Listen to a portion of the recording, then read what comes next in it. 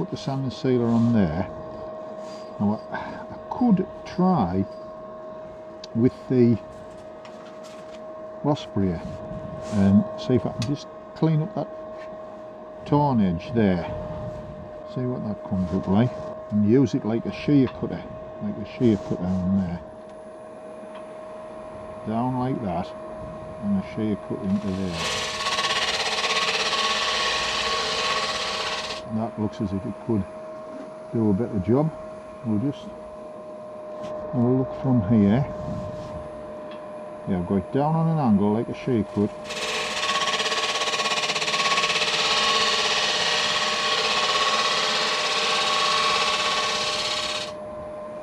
Have a look and see.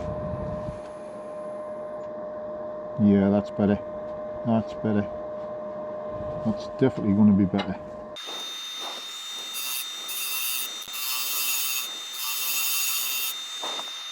Oh, much better. We'll clean that up round this way as well.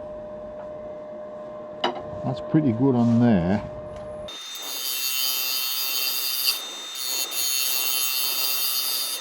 Using it like a shear cut, like you would with a gouge.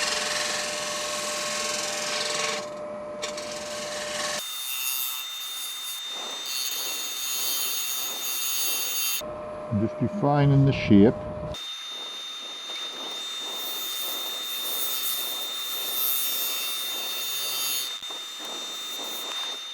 Right, I think what we'll do now is sand it up. I'll start with 80 grit.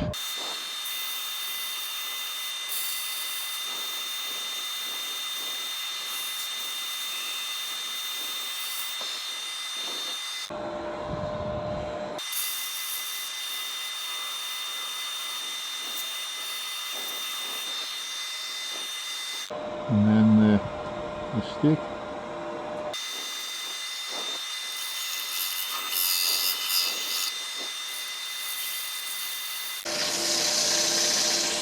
Just on the inside, on the edge, and then do the rest with that, or you can put it onto, there's that one, you can get in there, that's better.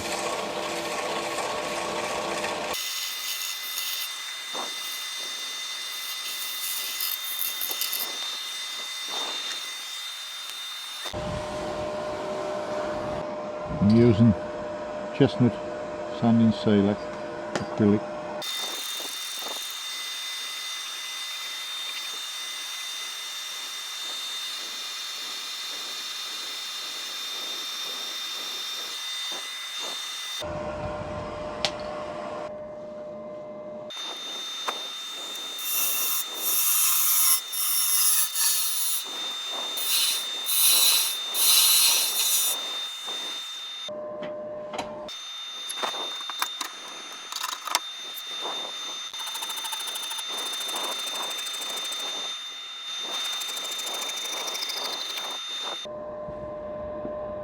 Right, I'll use the Viceroy for this.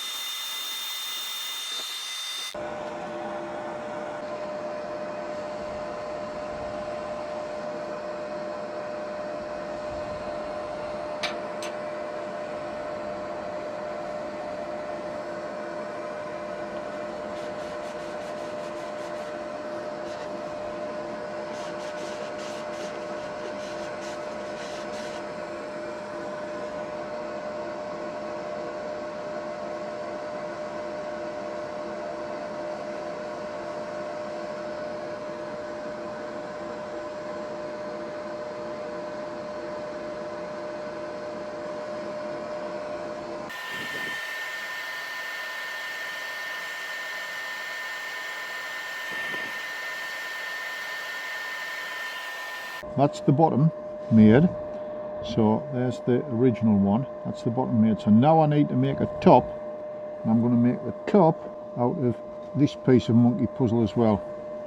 I've said before, 15 years old. Now I want the top to have those knots there in the curve. So what I'll have to do is mount it that way, face it, put a spigot on this end, face it off, and then fit that into there. So we want to avoid the pith if we can. I might have to fill up with something like, I don't know, brass powder or something like that on there.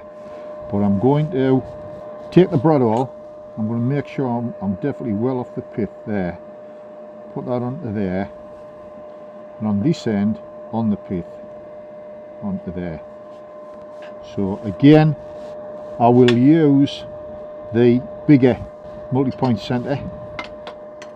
That's where I want the spigot on there, so I'll have to put that into there. And this will have to go into there.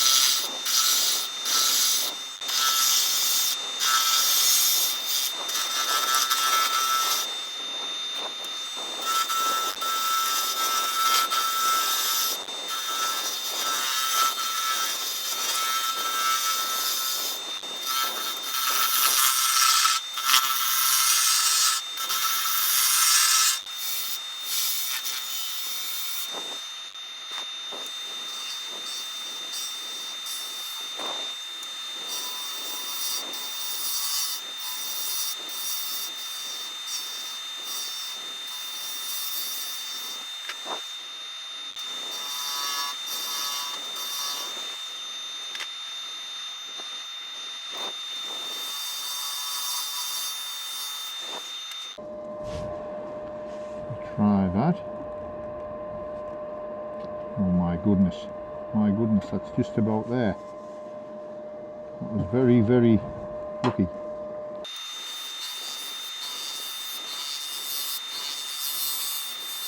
That's cleaned that up a lot more now on the badger with the shear scrape. So I think what we'll do is we'll just make that a little deeper, but to make it deeper, what I think I'll need to do is create a chamfer, because even on there, that's around about the right size for there, with that chamfer going down in proportion. If you look at that proportionately to that, where the curve is, because we want a chamfer on here, at this point here.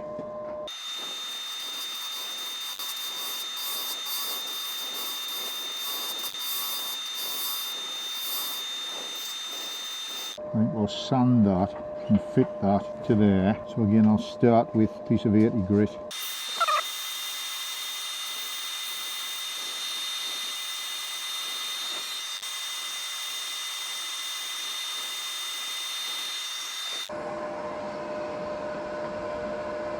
That's it. That'll be fine. Once we get finished on there. Right, so what I need to do now is have a tripping point in there, and I want that 35 millimeters, 35 each side.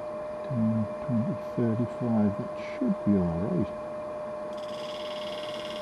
If we go like that, we'll try it. I'll cut that with the parting tool. That's the only two tools I'm using in addition to the hunter tools, is the parting tools.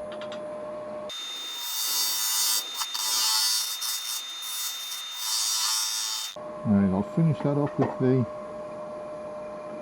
little viceroy.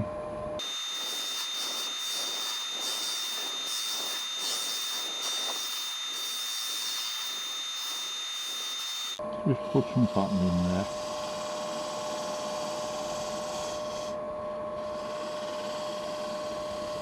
Put a little cove in.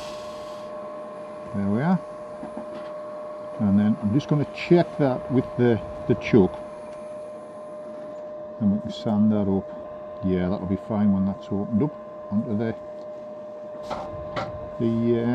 jaws there. So right, through the grits again, we'll start off with the 80.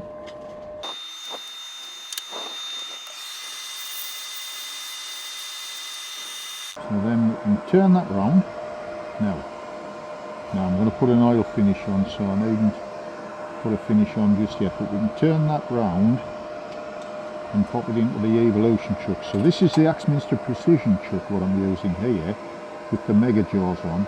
These are the jaws I like for my full-size hats, and I'm moving it onto the Axminster Precision chuck with a standard set of C jaws on.